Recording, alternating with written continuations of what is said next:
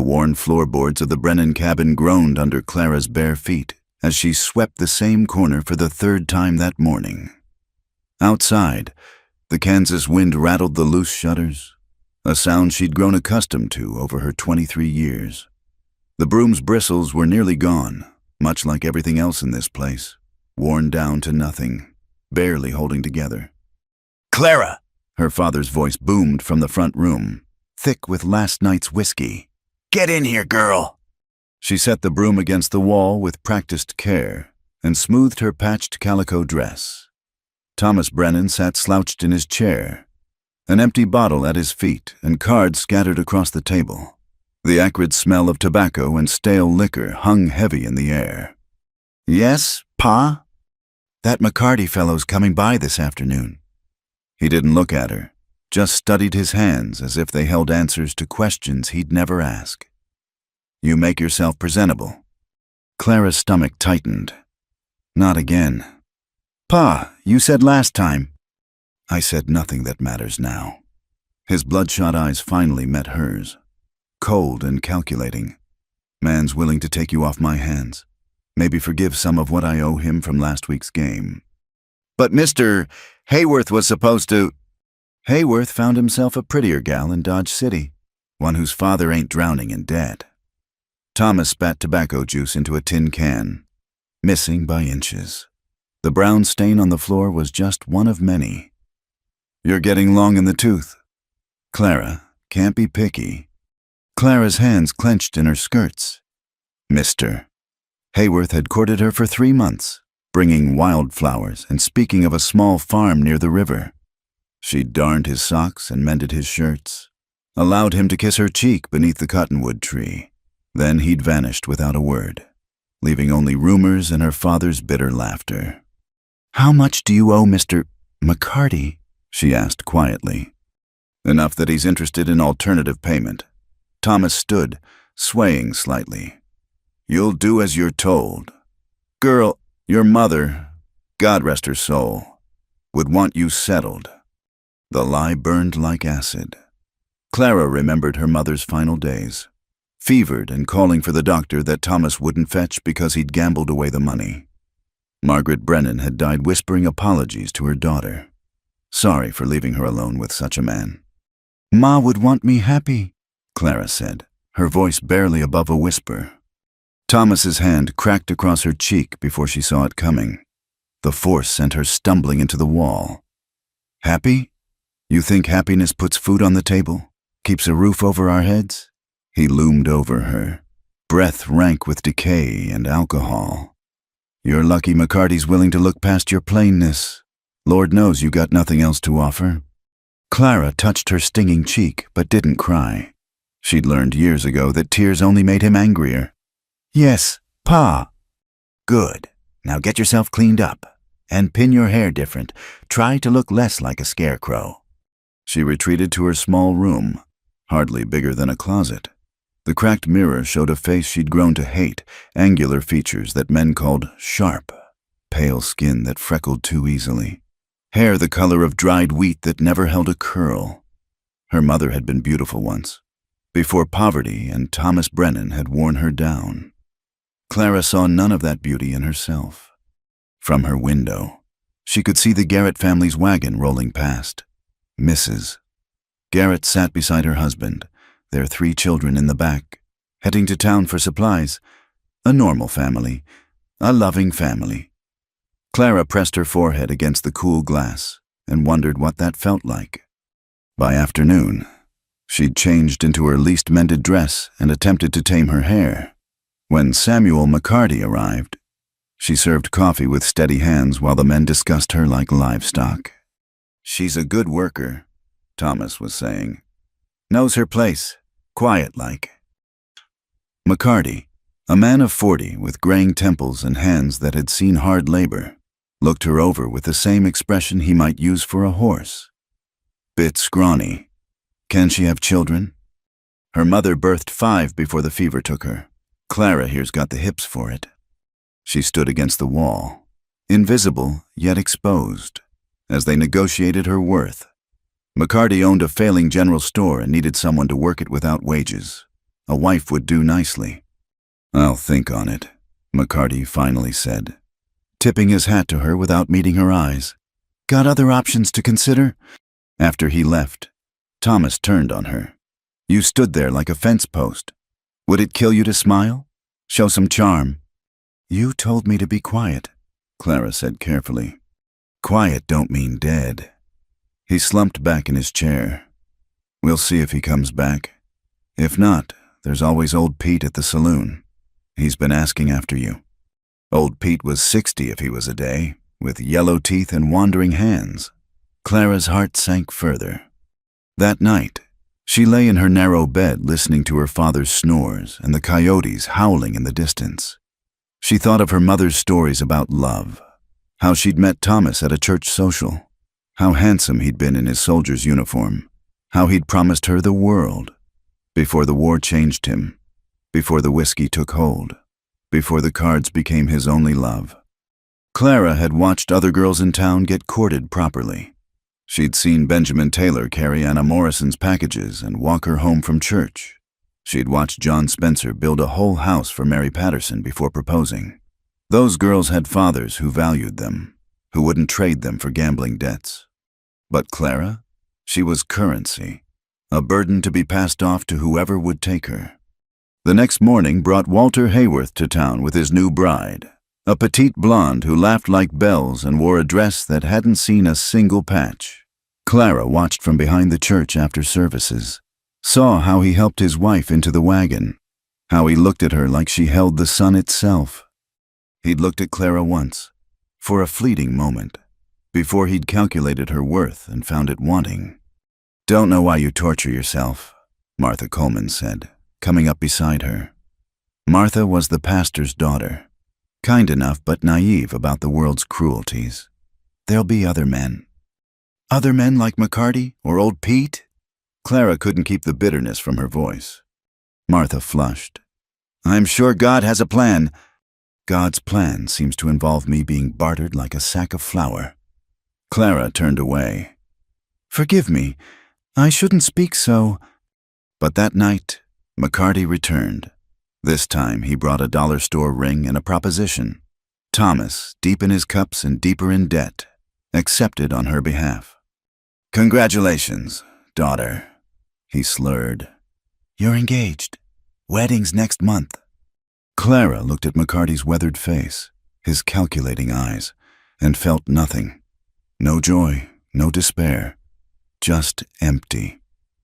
"Thank you," she said, "because what else was there?" McCarty nodded curtly. "You'll move your things to the store after the ceremony. Plenty of work needs doing." After he left, Clara stood on the porch watching the stars. Somewhere out there, perhaps, were women who married for love, women whose fathers protected them instead of selling them, women who were treasured. But not here, not her. "I have never known love," she whispered to the vast Kansas sky. The wind carried her words away into nothing, just like everything else in her life. The next few weeks passed in preparation. Clara sewed her wedding dress from flour sacks, bleached white as she could manage. The women in town offered tight smiles and pitying looks. Everyone knew Thomas Brennan's debts. Everyone knew why Samuel McCarty had suddenly decided he needed a wife. "You're fortunate, Mrs." Henderson told her while fitting the dress. "Many girls your age are already spinsters. McCarty's a decent man, works hard, doesn't drink much." Clara nodded, letting them convince themselves this was a blessing. But at night, she dreamed of somewhere else, somewhere far from Kansas, from debts and loveless arrangements, somewhere she might be more than a burden to be bartered. The week before the wedding, she made her decision. She would go west. She'd heard talk of wagon trains heading to California, Oregon, anywhere but here. She could work, cook, clean, tend children.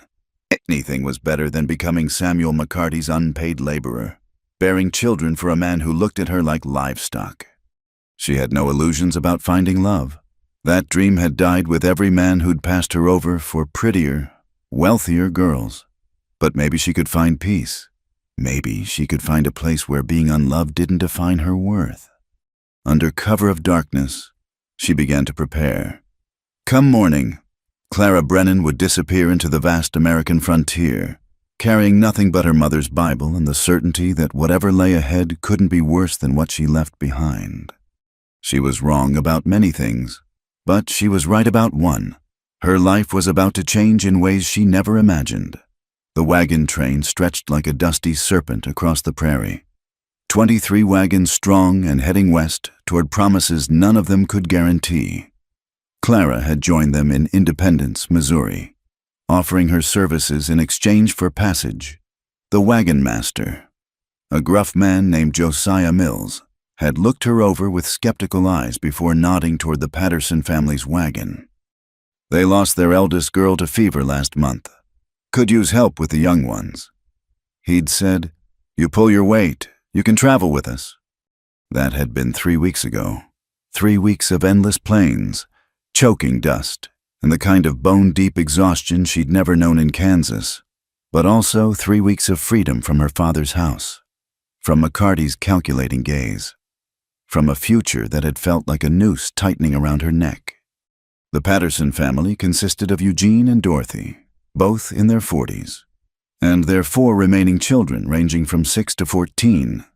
They were kind enough, though grief still shadowed Dorothy's eyes when she looked at Clara working in what had been her daughter's place. "You're doing fine, dear," Dorothy would say, patting Clara's shoulder as she struggled with the cook fire or wrestled the younger children into compliance. But Clara could hear the unspoken words, "You're not her. You'll never be her." Still, it was better than what she'd left behind. Here, at least, her labor had purpose beyond settling someone else's debts. The evening routine had become familiar. Help prepare supper over the communal fires, tend to the children, mend what needed mending, then collapse onto her bedroll beneath the wagon. But this night felt different. The air hung heavy with more than prairie heat, and conversations around the fires carried an undertone of worry. Scouts saw Apache signs 2 days back. She heard Mr. Mills telling the men, "We're skirting the edge of their territory. Stay vigilant." Clara had heard stories of Indian attacks. Of course, everyone had. But out here, under the vast dome of stars, those stories felt more real than they ever had in Kansas. She pulled her thin blanket tighter and tried not to think about it. Around the largest fire, families gathered as they did most evenings. The Hendersons had brought out their fiddle, and young couples danced despite their exhaustion. Clara sat apart, darning one of Tommy Patterson's shirts by firelight. When she heard the women talking, "Marriage is such a blessing," Sarah Morrison was saying, her hand resting on her swollen belly. "James tells me every day how grateful he is that I agreed to marry him. Can you imagine? Him grateful to me." The other married women laughed and shared their own stories. Tales of courtship, of nervous proposals, of wedding nights filled with tenderness. Clara's needle stilled as she listened, a familiar ache building in her chest. "What about you, Clara?" Mary Stewart called over. "You must have had beaus back in Kansas. Pretty girl like you." The lie came easily. "I was too busy helping my father." She forced a smile. "Never had much time for courting." "Well, plenty of single men in California." Mary winked. "You'll find someone." Clara nodded and returned to her sewing, but her hands trembled. These women spoke of love like it was as natural as breathing, as sure as sunrise. They'd been chosen, cherished, wanted. Their husbands had seen them as prizes to be won, not burdens to be borne. Later, when the camp had settled into sleep, Clara lay wakeful beneath the wagon. The stars seemed impossibly bright out here, unmarred by town lights or coal smoke. She found herself whispering to them, as she'd done that last night in Kansas. "I have never known love." The words came easier now, admitted to the darkness. "No one has ever looked at me the way James looks at Sarah. No one has ever been grateful that I existed." The prairie wind carried no answers, only the distant howl of coyotes and the soft snoring of the Patterson children. Clara closed her eyes and tried to imagine what it would feel like. To be loved. To have someone's face light up when she entered a room. To be held like something precious instead of tolerated like something necessary. But imagination failed her. How could she envision something she'd never experienced, never seen directed at her? It would be like trying to imagine a color that didn't exist. The next morning brought trouble. One of the oxen had gone lame, and the train had to slow its pace. Tension rippled through the group as they fell further behind schedule. Every delay meant greater risk of getting caught by early winter snows in the mountains. Clara was helping Dorothy with the washing when they heard the commotion. Riders approaching from the east, not Indians, but white men, rough-looking sorts that made even the hardened pioneers nervous. Bounty hunters, Eugene Patterson muttered, checking his rifle. Looking for runaway slaves, most likely, or anyone else they can claim fits a description. The riders circled the camp, asking questions. Clara kept her head down, scrubbing clothes with focused intensity, but she could feel eyes on her. "That one there," a gravelly voice said. "The blonde. She matches a description we got." Clara's heart stopped. Had her father sent men after her, or McCarty? What description would that be? Josiah Mills stepped forward, several other men flanking him. "Runaway bride from Kansas. Father's offering a reward for her return. Says she stole from him before lighting out." Stole from him? Clara almost laughed, as if she'd ever had anything to steal. "Don't know nothing about any runaway brides," Mills said evenly. "All our people are accounted for." The bounty hunter dismounted, walking closer. Clara could smell the whiskey and trail dust on him. "Mind if I ask her myself?" "I do mind." Dorothy Patterson suddenly spoke up, moving to stand beside Clara. "This is my cousin's daughter. Been with us since independence." "You're mistaken." Other women gathered around, forming a protective wall. Even those who barely knew Clara closed ranks. The bounty hunter found himself facing a united front of frontier women, and something in their eyes made him step back. "Maybe so," he said finally. "But if we find out different—" "You won't," Mills said firmly. "Now move along. We've got ground to cover." After they left, Clara's hands shook so badly she could barely hold the washing. Dorothy touched her shoulder gently. "Whatever you're running from, dear, it's your business. But you're one of us now. We protect our own." Clara's eyes burned with unshed tears. It wasn't love, what these people offered, but it was something, acceptance, protection, more than she'd ever had before. That night, she helped prepare supper with renewed energy. When young Betty Patterson asked her to tell a story, Clara found herself sharing one of her mother's tales, a happy one, from before everything went wrong. The children listened with wide eyes, and even some adults drew closer. "You tell that real nice," old William Turner said afterward. "Got a gift for it." A gift. Clara tucked the words away like treasures. Maybe she didn't have beauty or wealth or a father's love, but maybe she had something. The attack came 3 days later. They'd just finished the noon meal when the scouts came racing back, shouting warnings. Apache warriors, moving fast, heading their way. The camp erupted into controlled chaos. Men grabbing weapons, women hurrying children into the wagon circles. Everyone moving with practiced urgency. "Clara, get the children inside," Eugene shouted, already taking position with his rifle.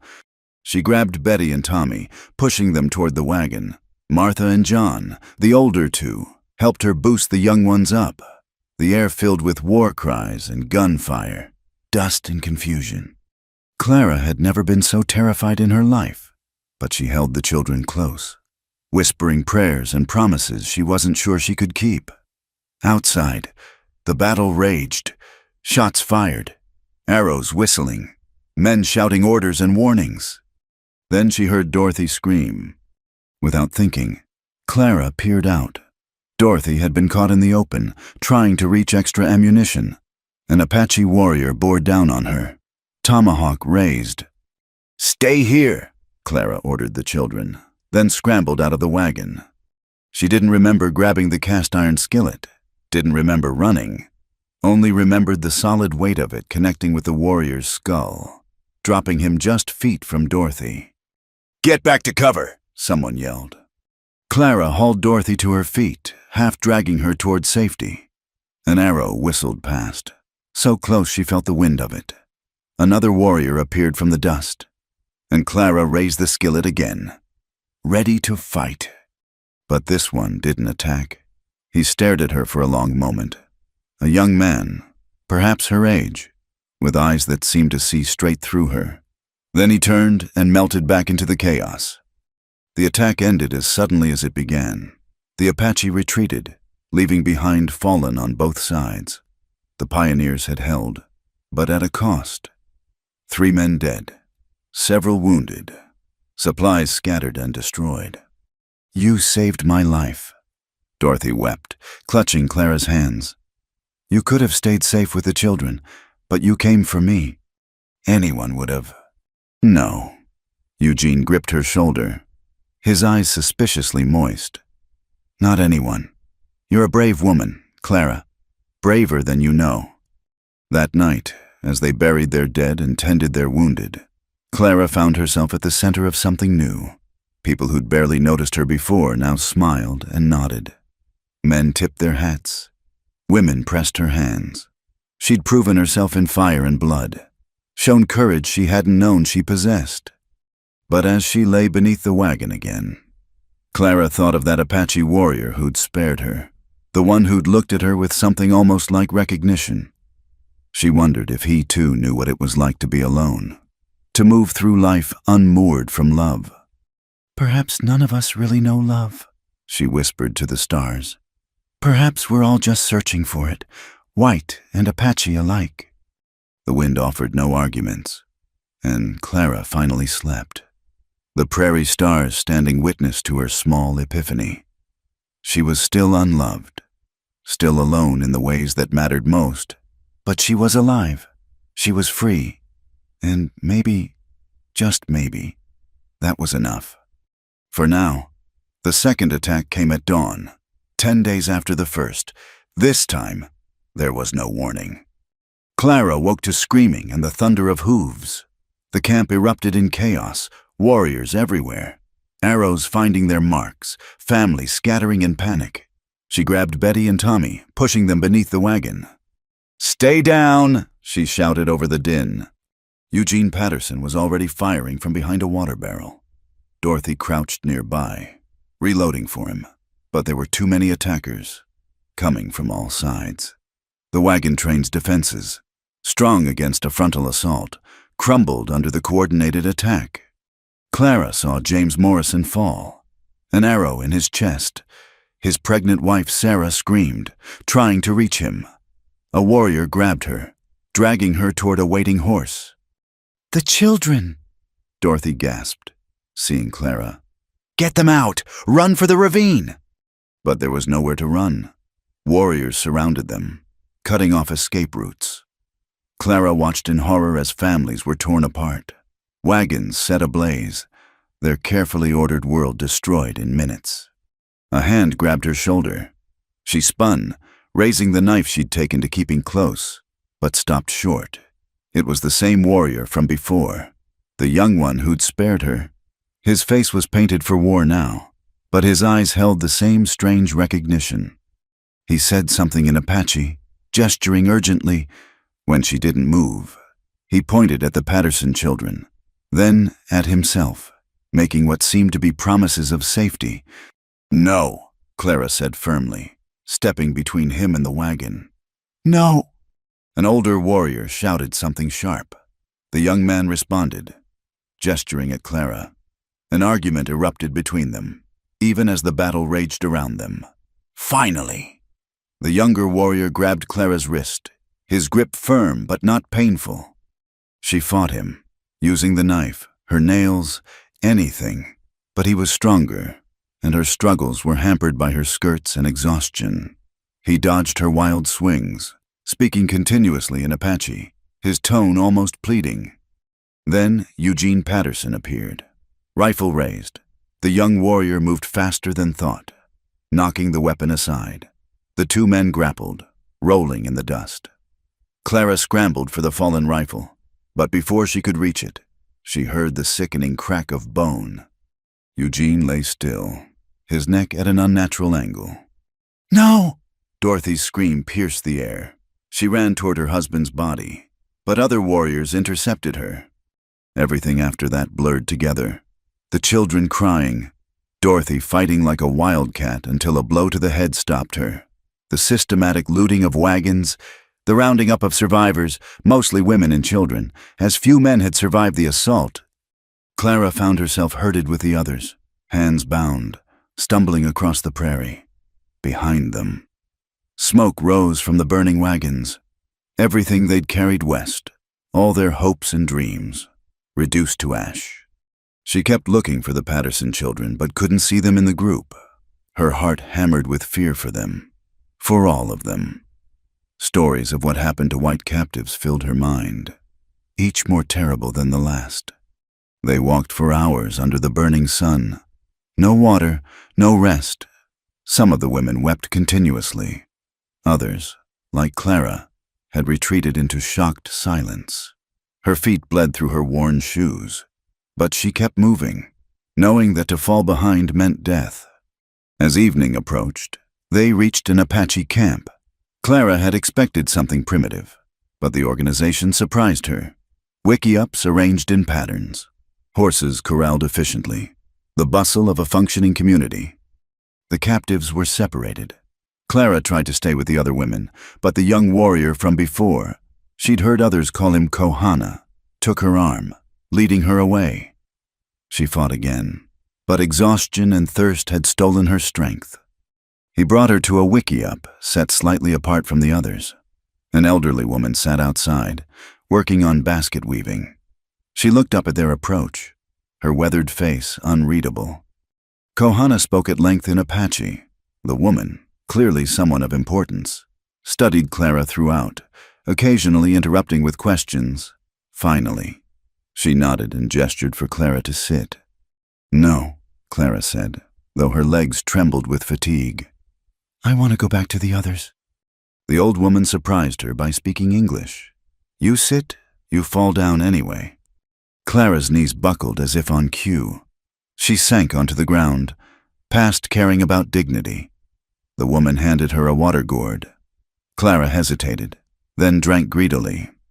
"I am Nalin," the woman said. "Kohana's grandmother. He says you are brave, says you fought for the woman, protected the children." "Where are they?" Clara's voice cracked. "The Patterson children?" "Safe. Other family take them." Nayland studied her with dark, knowing eyes. "Kohana says you are different. Says the spirits marked you." "I don't understand." "No, you wouldn't." Nayland returned to her weaving. "You rest now. Tomorrow, you work." Kohana had disappeared during this exchange. Now he returned, carrying a bundle. He set it before Clara, a blanket, some kind of food wrapped in cloth, and strips of soft leather. "For feet," Nayland explained, pointing at Clara's bloody shoes. Clara stared at the offerings, confusion warring with exhaustion. "Why?" Kohana said something in Apache. Nayland translated. "He says you have empty eyes, like his sister had, before she died. Says you know sadness." That doesn't explain anything. But Kohana was already walking away. Nalin shrugged. "Apache ways not your ways. Eat, sleep. Tomorrow is tomorrow." Left with no choice. Clara tended her feet with shaking hands. The food was unfamiliar, some kind of dried meat and corn mixture, but she forced herself to eat. Every survival instinct screamed at her to stay alert, to plan escape, but her body betrayed her. Wrapped in the blanket, she fell into exhausted sleep. She woke to the sound of activity. The camp was already bustling, people going about their daily lives as if white captives were an ordinary occurrence. Perhaps they were. Nayland appeared, handing her a different dress, soft deerskin, simpler than her torn calico. You work today. Your clothes no good here. Clara wanted to refuse, to cling to this last piece of her former life. But practicality won. She changed behind the wickiup, feeling strange in the Apache garment. The work was hard but not unfamiliar. Hauling water, preparing food, the endless tasks of maintaining life. The other Apache women mostly ignored her, though a few watched with open curiosity. She caught glimpses of other captives working elsewhere in the camp, but attempts to approach them were firmly discouraged.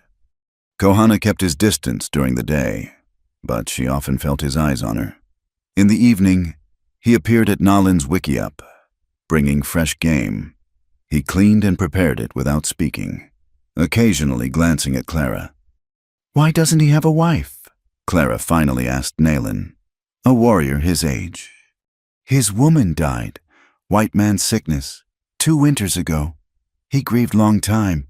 Too long, some say." Nalin's hands never stopped their work. "Now he sees you, thinks maybe spirits send you for reason." I can't be anyone's replacement." "No one said replacement." Nalin's voice was sharp. "Apache no death, no loss, but also no life continues. Heart continues." That night, Clara lay awake thinking about loss, about Eugene Patterson's body in the dust, Dorothy's screams, the children torn from everything familiar. Her own losses seemed small by comparison. A loveless father, men who'd rejected her, a life of emptiness. At least she'd chosen to leave. These people had choice ripped from them by violence. Days passed in routine. Clara learned basic Apache words out of necessity. She discovered that Kohana wasn't the only one who spoke some English trait in conflict had made bilingualism useful. She also learned that not all captives were treated the same. Some were clearly slaves, worked hard and watched constantly. Others, especially children, were being absorbed into families who'd lost their own. And then there was her, in some strange middle ground she didn't understand. "You could run," one of the other captives whispered when they passed at the stream. "Martha Williams, taken from a different wagon. They don't watch you as close." "Where would I go?" Clara whispered back. "We're days from anywhere. Better to die trying than live like this." But Clara wasn't sure that was true. The life here was hard. Yes, but was it harder than what she'd left? At least here, no one called her plain or worthless. No one tried to trade her for gambling debts. She worked, she ate, she slept. It was a kind of existence. One evening, Kohana brought something besides food, a small carved wooden bird, delicate and beautiful. He set it before her without word or explanation. "For you," Nalin translated unnecessarily. Clara picked it up, running her fingers over the smooth wood. "Why?" Kohana spoke at length this time. Nalin listened, then translated in pieces. "He says you remind him of caged bird he once saw in white man's town. Beautiful but sad. Wings but no sky. He says here, you could learn to fly." "I'm not beautiful," Clara said automatically. Kohana frowned, spoke sharply. Nalin smiled slightly. "He says you speak lie.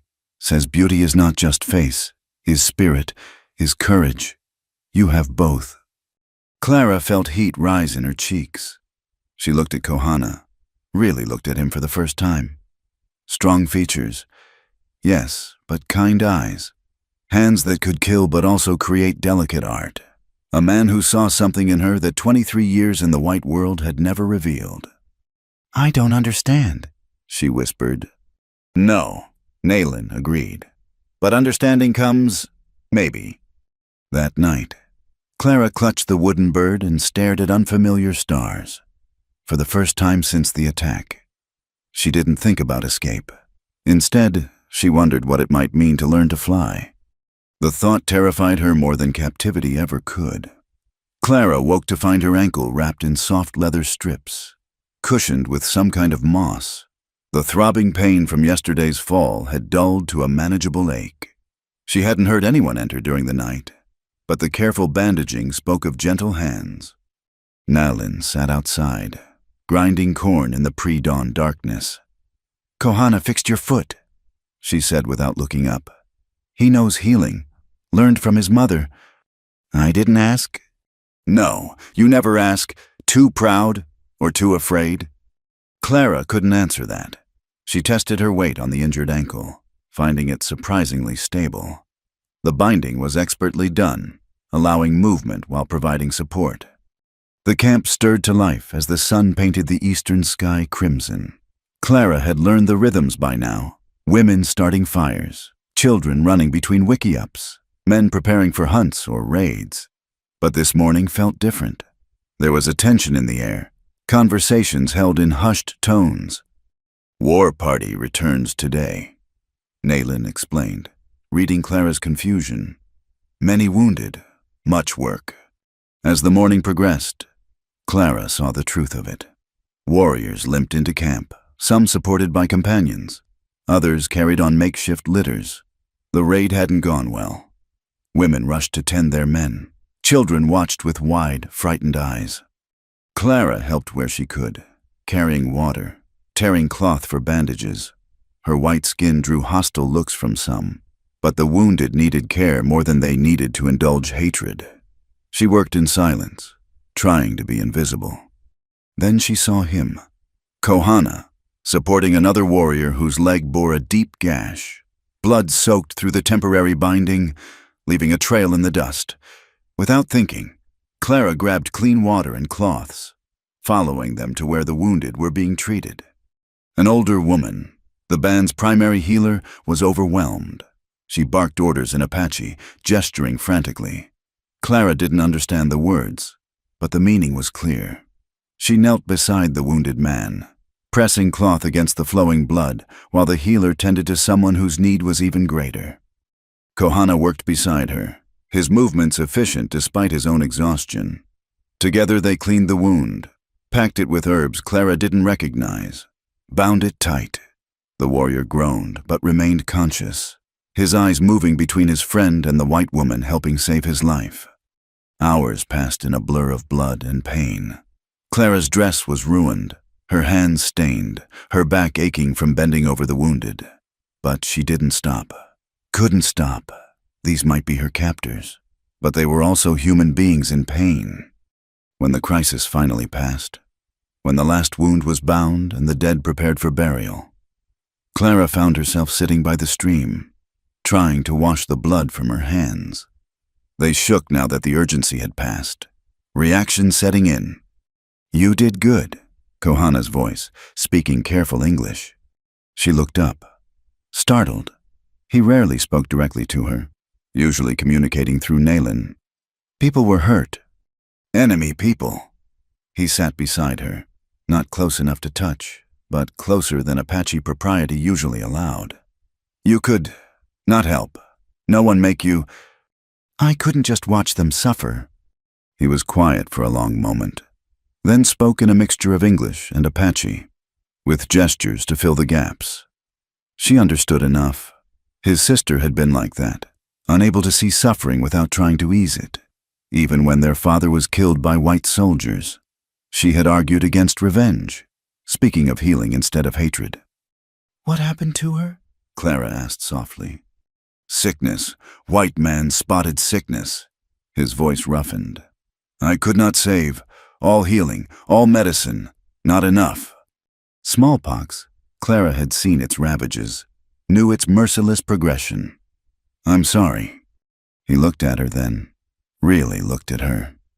"You have same eyes, not color, but inside, empty place where love should live." Clara's breath caught. No one had ever seen that in her before. No one had ever looked deep enough to notice. "My father never loved me," she heard herself say. "No man ever thought I was worth choosing. I was something to be used, traded, tolerated, never treasured." She didn't know why she was telling him this. Maybe because he was outside her world, unable to judge her by its standards. Maybe because he'd already seen the truth anyway. Kohana reached into a pouch at his belt, drawing out something small. A bead, she realized.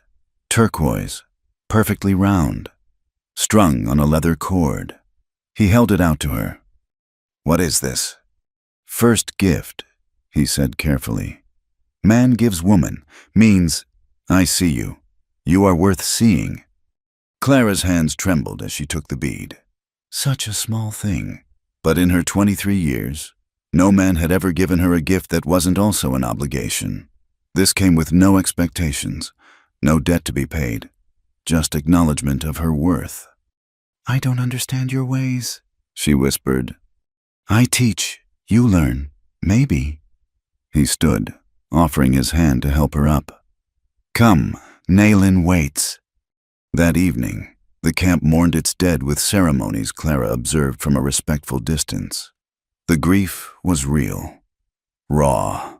Unlike the restrained funerals she'd known, these people howled their pain to the sky, unashamed of tears. Later, Naylin explained some of what Clara had seen, the significance of the rituals, the beliefs about the spirit world, the importance of honoring both life and death. It was so different from the Christianity Clara had been raised with. Yet something in it resonated. "Your God teaches shame," Naylin observed. "Our spirits teach acceptance, which brings peace." Clara couldn't answer. She'd never known peace, despite a lifetime of Christian teaching. Days passed. Clara's ankle healed. She learned more Apache words, understanding growing beyond mere survival needs. Kohana began teaching her other things: how to identify edible plants, how to read weather signs, how to move quietly through the brush. "Why are you teaching me this?" she asked one day as he showed her how to set a simple snare. "You need to know, to be strong, not depend on others always." It was a foreign concept. Her entire life had been about depending on others. Her father, potential husbands, the kindness of wagon train families. No one had ever thought to teach her independence. But not everyone approved of Kohana's attention. She caught the hostile glances, heard the sharp words she was beginning to understand. Some were from women who had lost men to white soldiers. Others from warriors who saw her presence as an insult to Apache pride. One evening, matters came to a head. A warrior named Kuruk confronted Kohana by the central fire, speaking loudly enough for all to hear. Clara caught enough words to understand the accusation, that Kohana dishonored his sister's memory by favoring a white woman. Kohana responded calmly at first. Then, with growing heat, the argument escalated, others taking sides. Clara shrank back, wishing she could disappear, knowing she was the cause of this discord. Then Kuruk spat at her feet, saying something that made several women gasp. Kohana moved faster than sight, knocking the other man to the ground. They grappled in the dirt, a vicious fight that others had to break up. When they were finally separated, both bleeding, the chief spoke. Clara understood little, but Naylin translated later. Kohana had claimed the right to court her, to protect her as his chosen woman. It was a public declaration that changed everything. That night, Clara couldn't sleep. She fingered the turquoise bead, trying to make sense of it all. A man was fighting for her, not for her dowry or her labor or to settle a debt, but for her. The concept was so foreign she couldn't grasp it. When dawn came, she found Kohana by the stream, washing dried blood from his face. His lip was split, one eye swollen shut. "You shouldn't have fought," she said. "Kuruk is wrong. You are not enemy. You are Clara." The simple statement undid her. She sank to her knees beside him, tears flowing for the first time since her capture.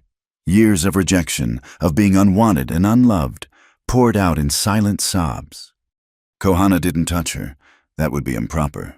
But he stayed close, his presence a comfort she'd never known. When her tears finally stopped, he spoke softly in Apache, then translated. "I tell you story.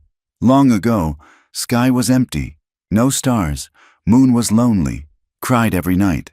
Creator took pity, threw handfuls of light into darkness. Now moon has countless companions, never alone." He paused. "You were moon. Now you have stars." Clara looked at him through swollen eyes. "I don't know how to be loved." "Then I teach this too," He stood, extending his hand again. You are worth teaching.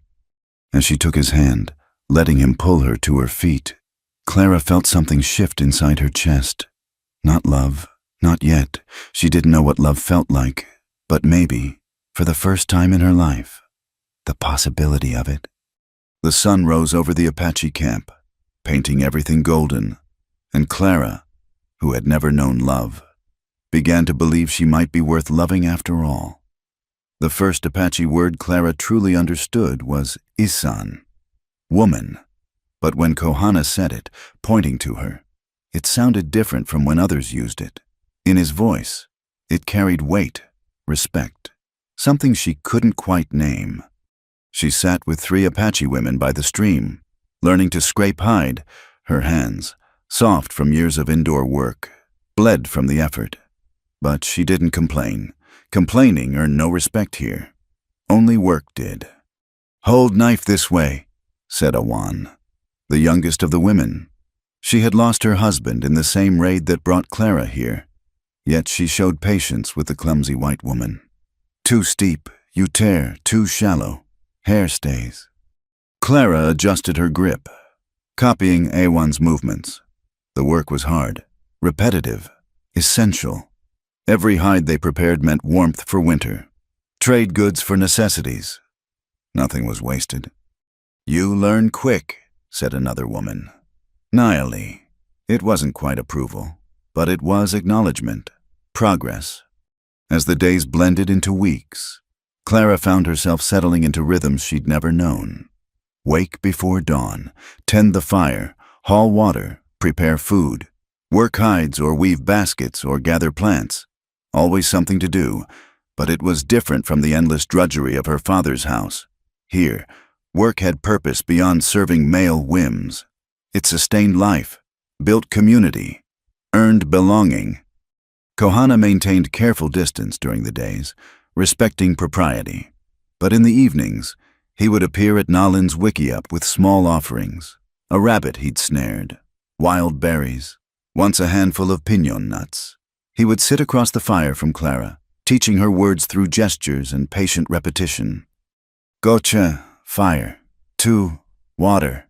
She-san, my woman. The last one he said quietly. When Nayland pretended to doze, Clara's cheeks burned, but she repeated it, testing the strange sounds on her tongue. I'm not yours, she said in English. Not yet, he agreed. But maybe, if you choose. Choose, there was that word again, in her old life. Women didn't choose. They were chosen, or more often, assigned. But here, Kohana waited for her choice, as if it mattered, as if she mattered. One morning, shouts erupted from the edge of camp. Clara looked up from grinding corn to see children running, pointing excitedly at approaching riders. Not a war party. She'd learned to recognize the difference. These were scouts, returning with news. The report spread quickly through camp. White soldiers had been seen 2 days' ride to the east, more than before, building what looked like a permanent fort. The news cast a shadow over the camp. Forts meant more soldiers, more conflict, more death. That night, the men held council. Clara couldn't follow the rapid Apache, but she felt the tension. Some voices rose in anger, calling for preemptive strikes. Others counseled caution, moving camp further from white expansion. Kohana returned late, his face troubled. He sat beside Clara without speaking, staring into the dying fire. What will happen? She finally asked. Change comes, always comes. We fight, we run, we die. Still it comes. He picked up a stick, drawing patterns in the dirt. Some say we should trade you, other captives, make peace with soldier chiefs. Clara's heart lurched, just when she'd begun to feel not safe, exactly, but stable. Will they? Chief says no. You are under protection now, my protection. He looked at her then. But others not happy. Say I put one white woman above good of people. Maybe they're right. The words tasted bitter. Maybe you should. No, his voice was firm. I choose to. Choose you. The next days were tense. Clara felt the weight of stares, heard the muttered comments. Some of the women who'd begun accepting her grew cold again. Only Awan maintained her teaching, though even she seemed troubled. It was while gathering plants with Naylan that Clara finally broke. I'm causing trouble, she said, filling her basket with the roots Nalin had shown her. Kohana is losing respect because of me. Maybe I should... Should what? Run? Where you go, foolish girl? Naylan's voice was sharp. Back to people who not want you? To soldiers who see Apache's woman and shoot first? I don't know. I've never been worth this much trouble before. Nalin stopped walking, turned to face her. You think small, think like hurt child. Kohana sees woman, strong woman who works hard, learns quick, helps others, worth fighting for. But I'm white. I'll always be white. Skin is skin. Heart is what matters. Naylan resumed walking. You know story of Kohana's mother? Clara shook her head. Mexican woman, taken in raid when young, learned our ways, married Kohana's father, became more Apache than many born to it, raised strong children, honored woman. She glanced at Clara. Skin not Apache, heart Apache, you understand? That evening, Clara watched Kohana from across the fire. He was mending a bridle, his hands patient with the leather. Everything he did was careful, deliberate. No wasted motion, no hurried fumbling. She thought of the men she'd known. Her father's clumsy, drunken pawing, McCarty's grasping hands, even poor Eugene Patterson's nervous gestures. Kohana's hands told a different story. They spoke of competence, of care, of strength used gently. Teach me something, she said suddenly. He looked up, surprised. What you want learn? I don't know. Something, Apache, something that helps. He considered, then rose and disappeared into his wickiup. He returned with a leather pouch and several small items. An awl, sinew, beads, soft leather pieces. I teach you make this. He held up a small leather bag, decorated with simple beadwork. For medicine, for keeping special things. Every Apache needs one. They worked in companionable silence, Kohana guiding her hands when needed. The awl was sharp, the work precise. Clara's first attempts were crooked, but he didn't criticize, just showed her again. My sister made many, he said as they worked. Gave to children, to women who lost theirs, said empty hands need something to hold. What was her name? Ayana means eternal blossom. His voice softened. She would like you. Same gentle heart. Clara's throat tightened. To be compared to someone so clearly loved and mourned. I'm not gentle. I'm just empty. No, not empty. Waiting, like seed in winter ground. Looks dead, but life waits inside. He touched the small bag she was working on. See, already you create. Empty people not create. As the evening deepened, other women noticed their work. Awan came closer, offering advice on Clara's beading technique. Soon, a small circle formed. Women working on their own projects while sharing the firelight. For the first time, Clara felt not like a captive among enemies, but like a woman among women. When the medicine bag was finished, crooked and simple compared to the others, but complete, Kohana nodded approval. First of many. You put something special inside. Clara fingered the turquoise bead at her throat. Special. She'd never owned anything special before. That night, she lay awake thinking. The fort building to the east meant danger, change, possibly death. The divide in the camp over her presence might tear the band apart. Kohana's defense of her cost him standing among his people. And yet, for the first time in her 23 years, someone thought she was worth defending, worth teaching, worth choosing. The medicine bag lay beside her, tangible proof that she could create something valuable with her own hands. "Shizan," she whispered to the darkness, practicing the unfamiliar sounds. My woman. What would it mean to be someone's woman by choice, not transaction? To belong somewhere not because she was useful or convenient, but because she was wanted? Outside, a coyote howled at the moon. The sound no longer frightened her as it once had. It was just another voice in the night, calling to its kind, looking for connection, looking for home. Clara touched the medicine bag again, then carefully placed the turquoise bead inside. Her first special thing, her first real choice. The leather was soft against her fingers, still warm from the fire and the work of her hands. Tomorrow would bring new challenges. The soldiers, the discord, the uncertain future. But tonight, she had this, a small bag she'd made herself, a bead freely given, and the novel sensation of being worth teaching. It wasn't love yet. She still didn't know what love felt like, but it was something. A seed in winter ground, waiting for the right moment to grow. The news arrived with a dust-covered scout, his horse lathered with sweat from hard riding. Clara didn't need to understand every word to grasp the urgency. Soldiers were coming. Not just a patrol, but a full column, heading directly for their camp. The reaction was immediate. Women began packing essentials while men prepared weapons and horses. Children, sensing the adults' fear, clung to their mothers. Clara found herself swept into the organized chaos, helping Nalin pack dried meat and medicine bundles. "Where will we go?" Clara asked. "Mountains, hidden valley, soldiers not find." Nalin's hands never stopped moving. "Maybe?" Kohana appeared, already painted for war. The gentle teacher of evening lessons was gone, replaced by a warrior ready to defend his people.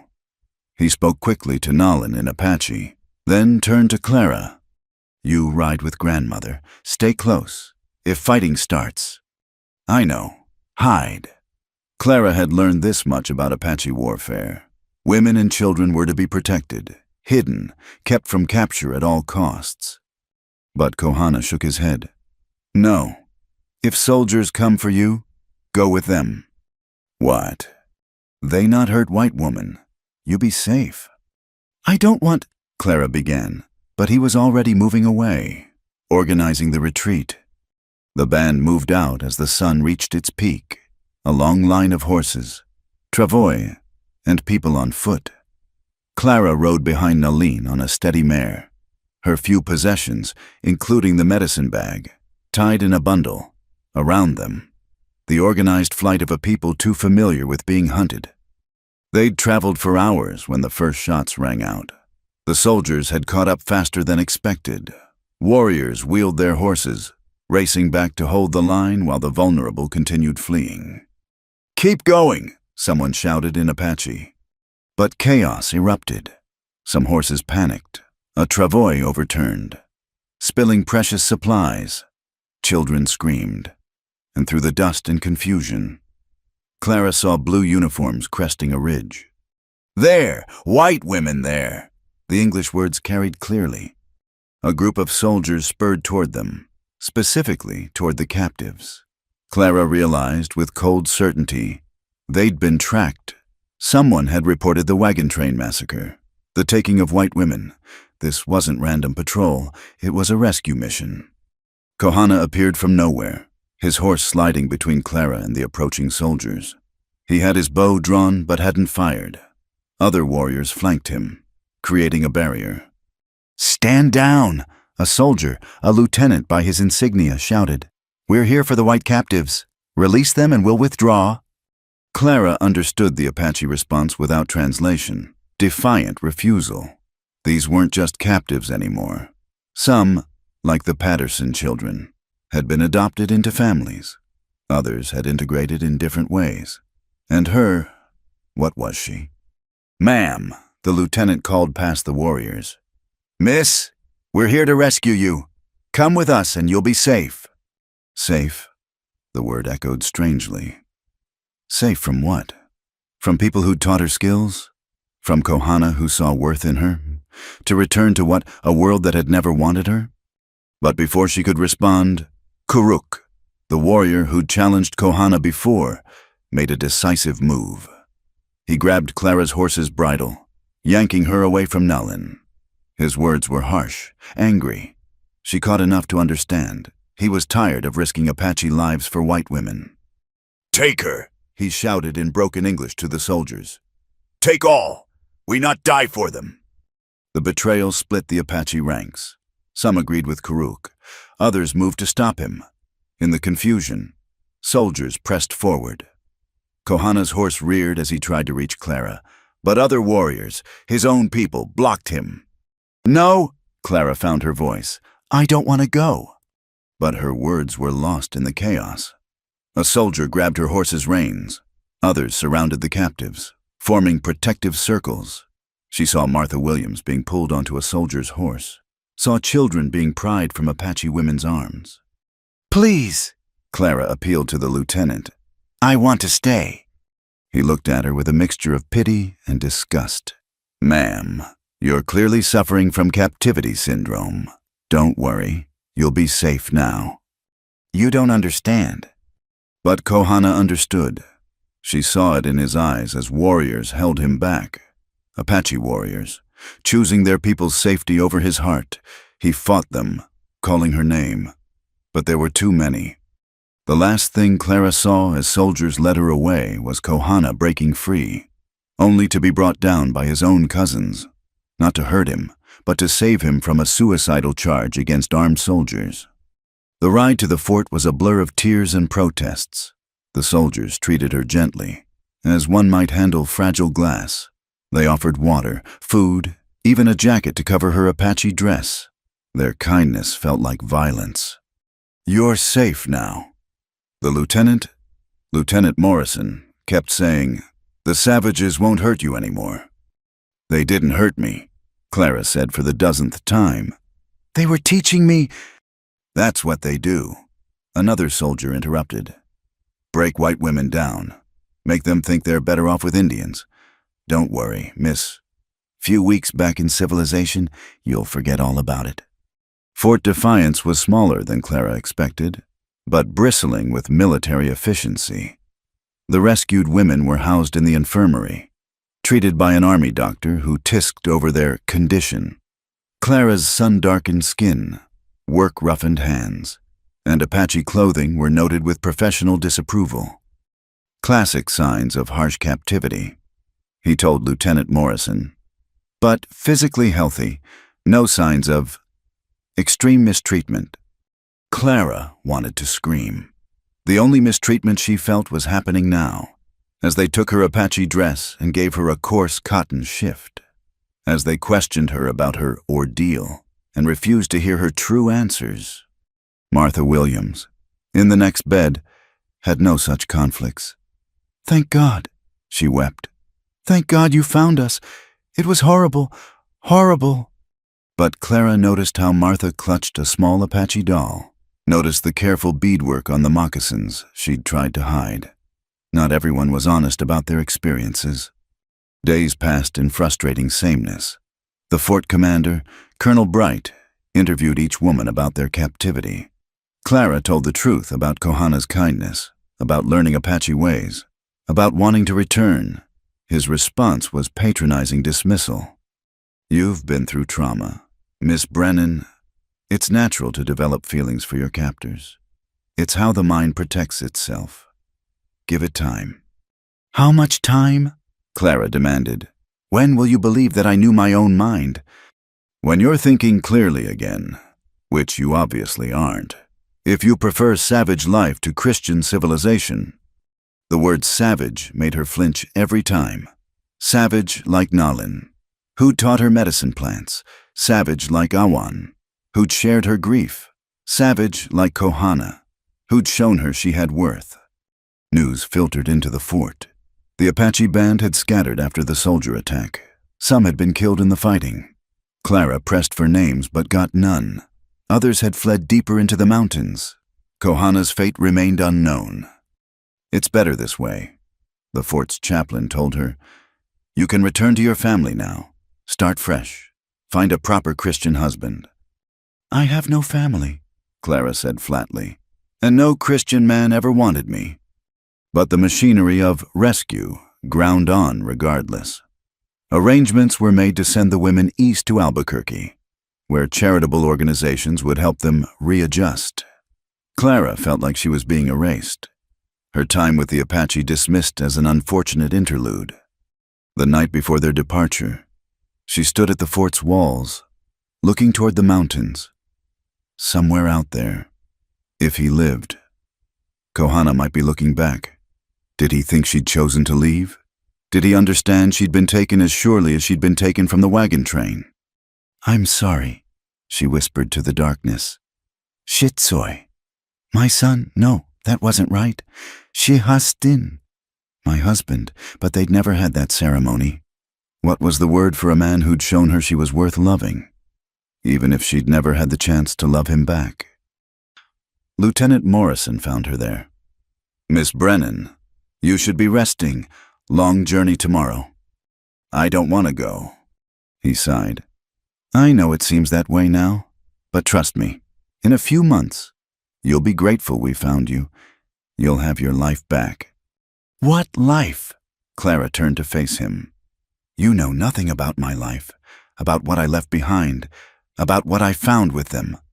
I know you're a white woman who belongs with her own kind." "My own kind sold me for gambling debts." The words came out harsh, bitter.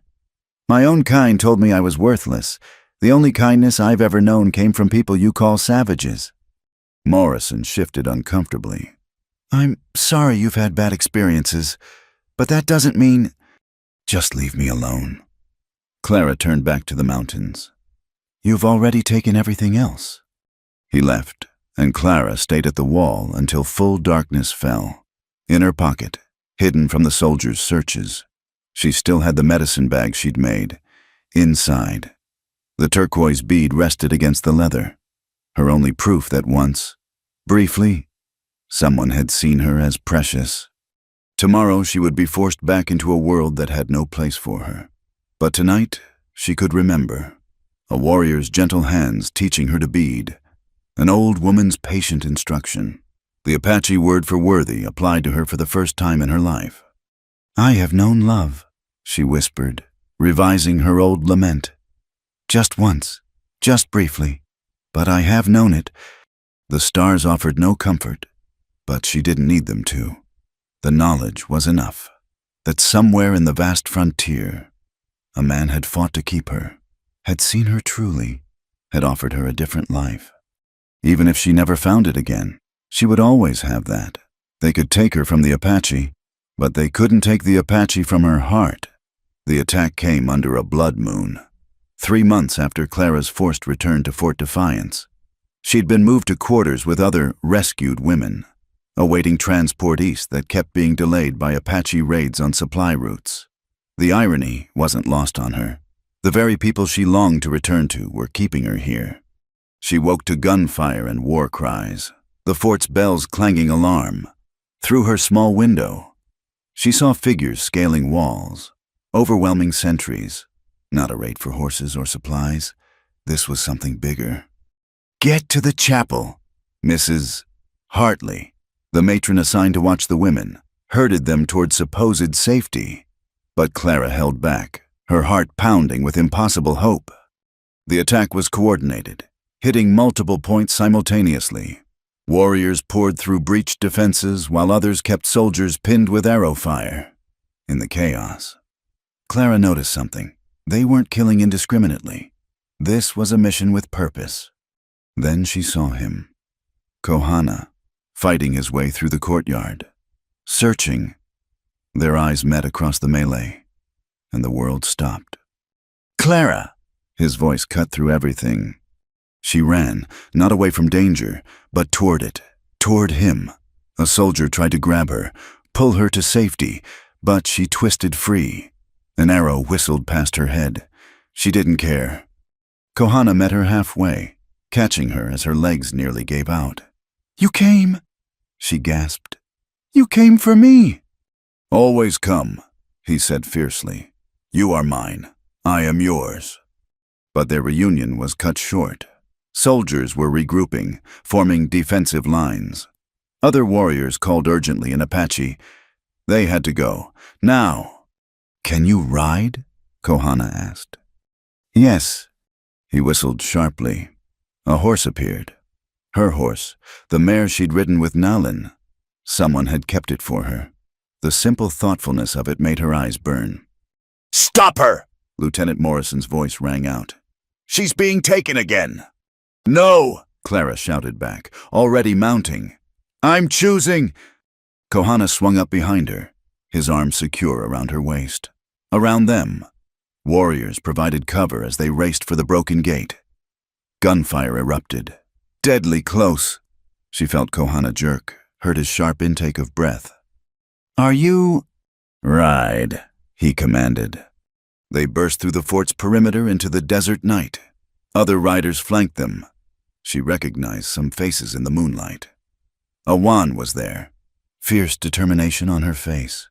They'd come for other captives too, she realized. Not conquest, but rescue.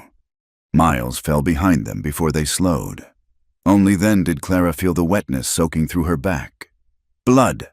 Kohana's blood. You're hurt. Not bad, he said, but his voice was strained. They stopped at a predetermined gathering point, a box canyon with water and cover.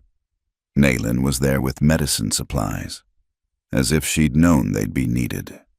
Her weathered face cracked into the first smile Clara had ever seen from her. Stubborn girl. Took you long enough to come home. Home. The word broke something inside Clara. She helped Kohana down, saw the bullet furrow across his ribs. Not fatal, but painful and bleeding freely. Let me, she said, reaching for the medicine supplies.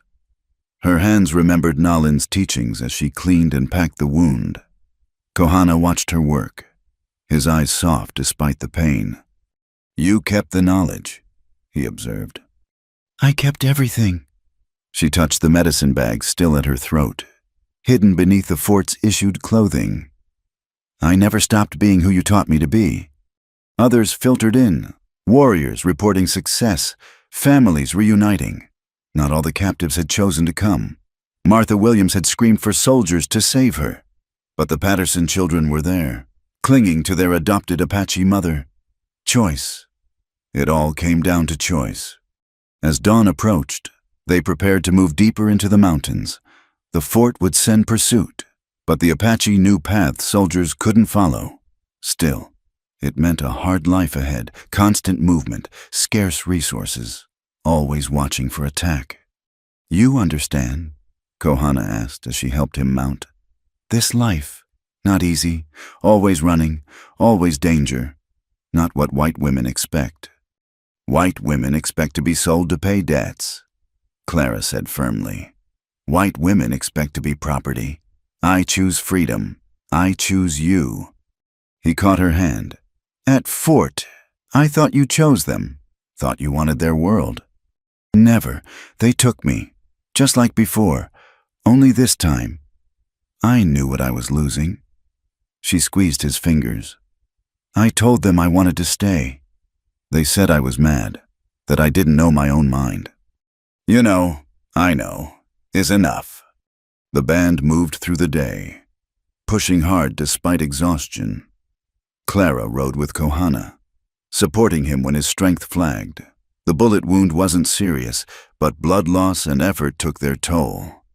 That night, camped in a hidden valley, the reality of their situation became clear. The raid had cost them 3 warriors dead, several wounded, precious supplies left behind in the speed of retreat, and the fort would demand retribution. War comes now, the chief said grimly. No more small peace. They will hunt us.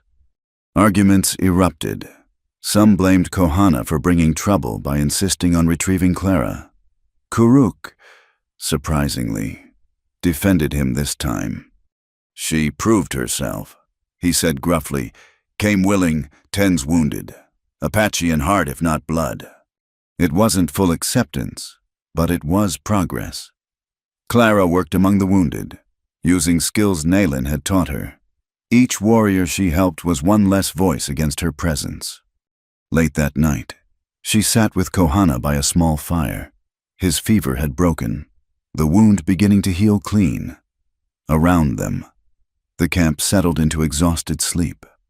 "Why?" she asked softly. "Why risk everything to come for me?" He was quiet so long she thought he wouldn't answer. Then, "You know the sickness that took my sister?" Clara nodded. "I was with War Party when it came.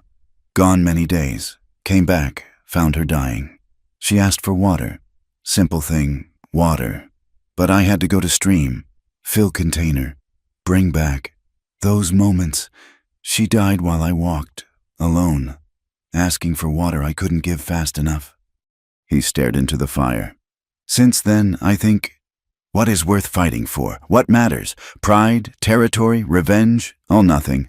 Only this matters, being there, not letting go, not being too late." "So you came for me." "Would always come.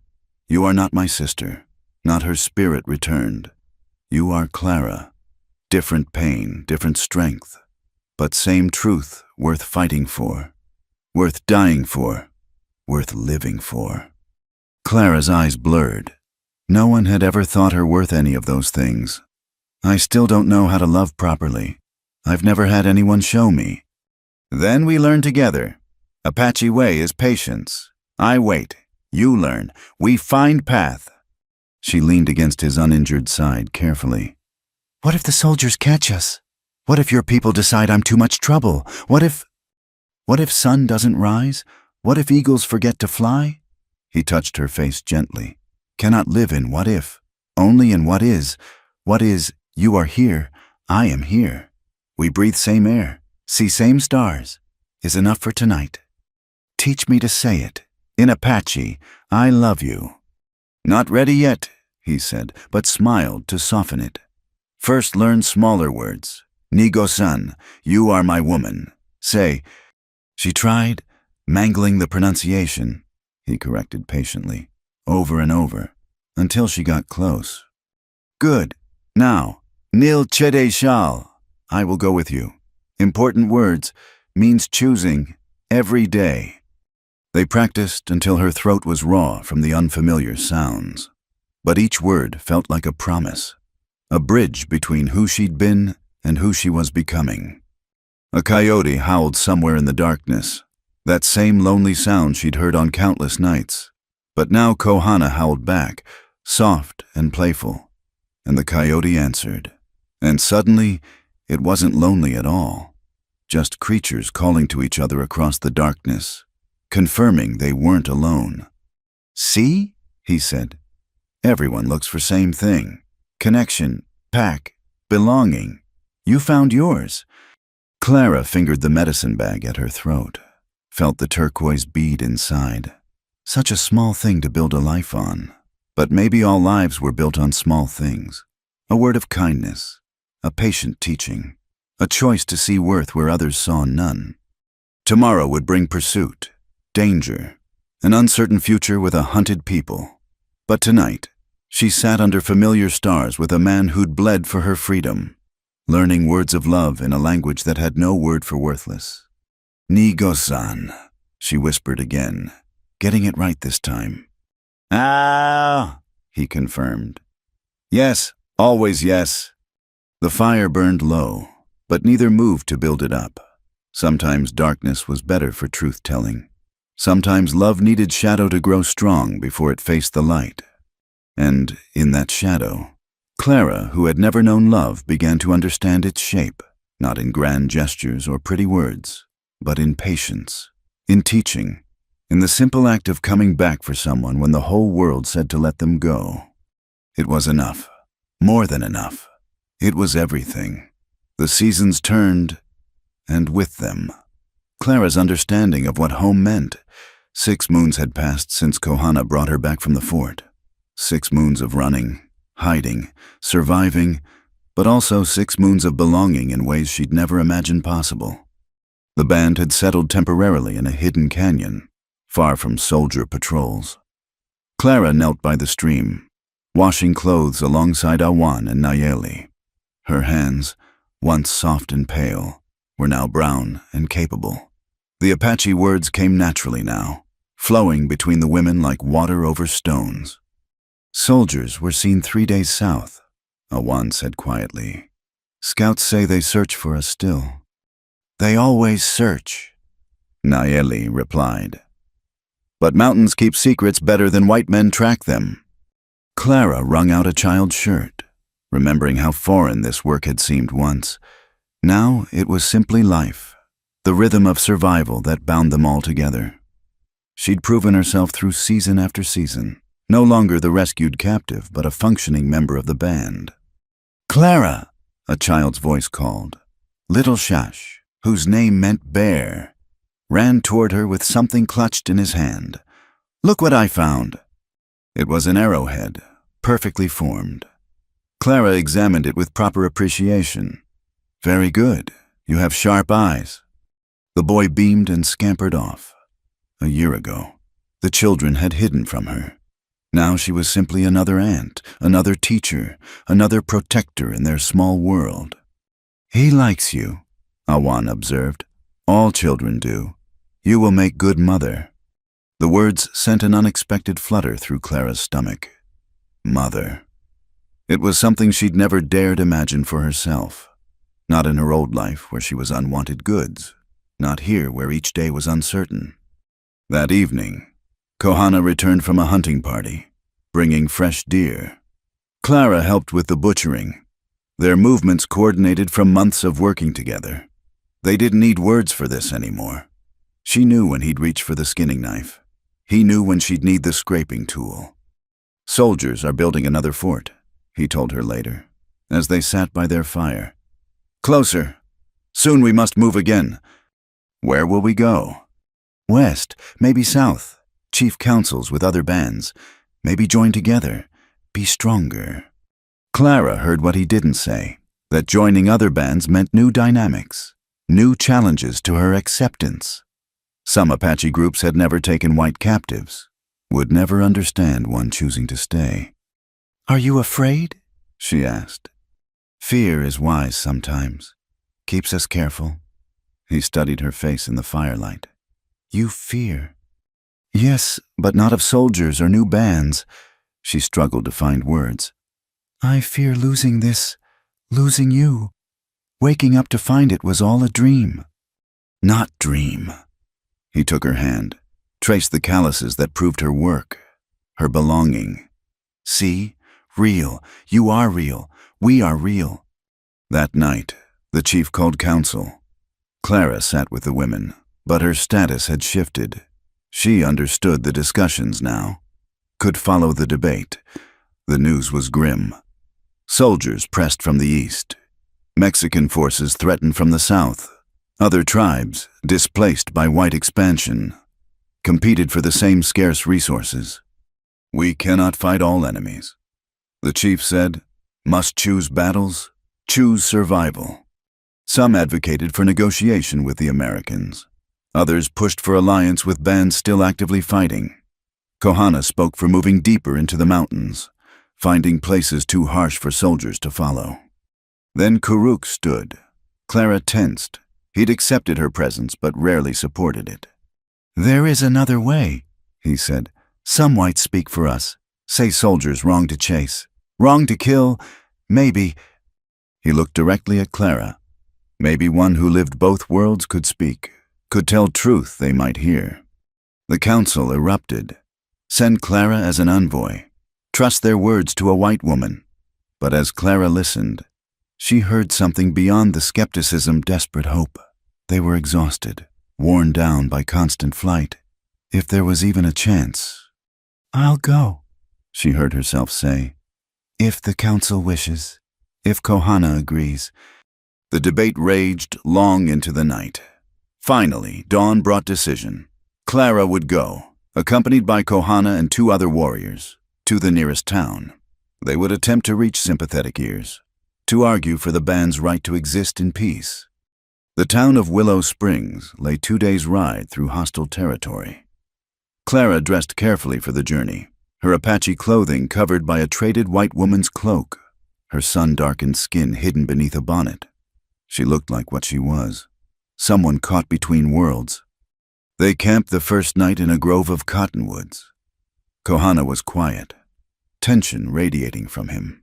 This went against every instinct, walking into the enemy's stronghold, trusting to words when only strength had ever protected them. "You don't have to come," Clara said. "I could go alone." "No." His response was immediate. "Where you go, I go, always. Even into a town full of people who want you dead." "Especially there." He touched her face. "You think I let you face wolves alone?" The next day brought them to Willow Springs' outskirts. The plan was simple. Clara would enter first, find the territorial judge known to have some sympathy for Indian rights. The warriors would wait, hidden, ready to flee if things went wrong. But plans rarely survive first contact with reality. Clara had barely entered the main street when she heard her name called. Not her Apache name, but her white name, spoken in shocked recognition. "Clara Brennan, by God, it is you." She turned to find Samuel McCarty, the man her father had tried to sell her to. He looked prosperous now, his store apparently thriving. His eyes took in her appearance, the Apache beadwork visible at her throat, her weathered hands, the way she stood ready to run. "We thought you were dead," he said, approaching. "Your father drank himself into the grave last winter, crying about losing you to savages."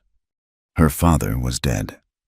Clara waited for some feeling about this news, found only emptiness, that life was too far away now.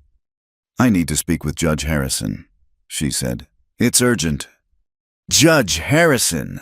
What could you—" "Clara, what's happened to you? You look like you've gone native." She lifted her chin. "I have, and I need to speak for my people." McCarty's face went through several expressions: shock, disgust, a peculiar kind of anger. "Your people? Those murdering savages? Clara, you're clearly still affected by your ordeal. Come with me. We'll get you proper care." "No." She backed away. "I'm not captive anymore.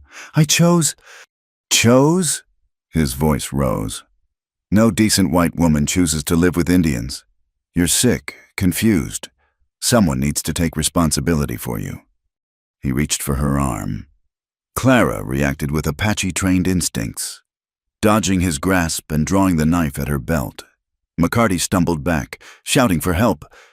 "Indian lover! She's armed! Someone stop her!" People emerged from buildings. Clara saw hands reaching for weapons, heard voices calling for the sheriff. This had gone wrong so fast, so completely. She ran. Behind her, shouts escalated. "Apache spy! Stop her!" Clara fled through twisting alleys, her Apache training serving her well. But this wasn't open country. Streets led to dead ends. Faces appeared in windows. Soon they'd have her boxed in. A hand grabbed her, yanked her into shadow. Kohana, who'd never been far despite the plan. With him were the other warriors, horses ready. "Go!" one hissed. They mounted and rode, gunshots cracking behind them. Clara bent low over her horse's neck, Kohana beside her, the town falling away into dust and failed hopes. They didn't stop until full darkness, finally watering horses at a hidden spring. No one pursued. The townspeople weren't eager to chase Apache warriors into the desert, but the mission had failed utterly. "I'm sorry," Clara gasped, still breathing hard. "I ruined everything." "No." Kohana's voice was firm. "Town ruined everything. They see what they want to see. Apache or white, no between." The other warriors were less forgiving. She'd endangered them all with her naive belief that words could bridge the divide. The ride back to the band was silent, heavy with failure. But when they arrived, the chief's response surprised her. "You tried. Takes courage to walk into enemy camp with only words. Not your failure. Theirs." That night, as the band prepared to move again, Clara sat alone at the edge of camp. The stars that had once seemed so foreign now felt like old friends, constant in their distant light. Nayland found her there. "You grieve?" I hoped I could help. Be a bridge. But there's no bridging this, is there? They'll always see Apache as savage, always see me as traitor. Maybe, maybe not. The old woman settled beside her. But bridge is not made in one day. Takes many stones, many hands. You placed stone today. Failed, yes, but stone was placed. Kohana appeared from the darkness. Something in his hands. A blanket, not just any blanket, but one woven with the pattern that marked a married woman. Clara's breath caught. "Chief says we'd leave at dawn," he said. "Travel far, find new place. Hard journey." He paused. "Harder alone." Clara understood. He was asking, in the Apache way, not just to be his woman for now, but his wife for whatever came next, to bind herself fully to this life, this people, this man who'd shown her what love looked like. She thought of the town's reaction, of McCarty's disgust, of a world that would never accept what she'd chosen. Then she thought of Kohana bleeding to bring her home, of Nalin's patient teaching, of children who called her aunt and meant it. "Neil Chideshal," she said carefully. "I will go with you." He wrapped the blanket around her shoulders, marking her as his wife in the eyes of the band. Such a simple gesture, but it meant everything. Acceptance, belonging, love that asked nothing but her presence. "My Clara," he said in Apache, then in English. "My wife, my choice." "My husband," she replied in both languages. "My home, my heart." The band moved at dawn, as promised. Clara rode beside Kohana, wearing her marriage blanket despite the heat. Behind them, Willow Springs would spread its story of the white woman gone savage, the traitor who chose Apache ways. Let them talk. She'd found something worth more than their approval, a love that saw her truly, a people who judged her by her actions, not her skin, a life built on choice rather than transaction. The sun rose over the desert, painting the world in shades of gold and possibility.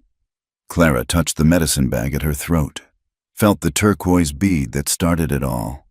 Such a small thing to build a life on. Such a perfect thing. "Where do we go?" she asked Kohana as they rode. "Forward," he said simply. "Always forward, together." She smiled, adjusting her blanket, feeling the weight and warmth of belonging. Once she had cried to the stars that she had never known love.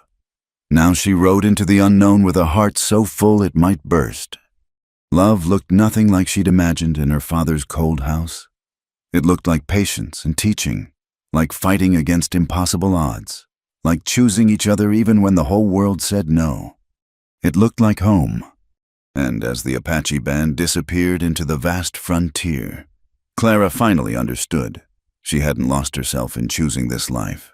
She'd found herself, found the woman who'd always existed beneath the rejection and emptiness, waiting for someone to see her worth. Kohana had given her all his love, as promised. But more than that, he'd taught her she was worthy of it. The desert swallowed them, keeping their secrets, protecting their choice, and Clara rode on. No longer the woman who had never known love, but the woman who'd chosen it above all else.